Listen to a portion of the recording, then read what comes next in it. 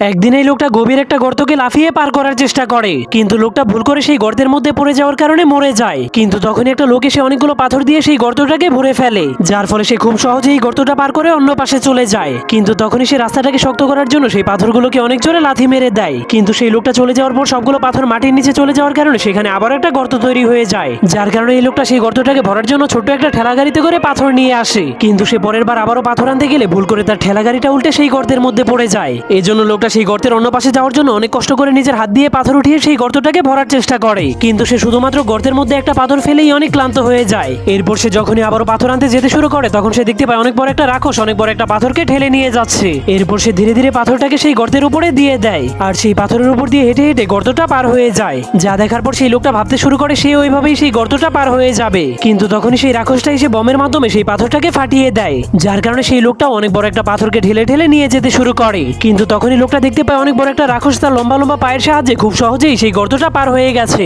এটা দেখার পর সে ওই রাক্ষসের মতো লাফিয়ে গর্তটাকে পার হওয়ার চেষ্টা করে, কিন্তু তার ভাগ্য অনেক খারাপ হওয়ার কারণে সে ওই গর্তের মধ্যে পড়েই মরে যায়।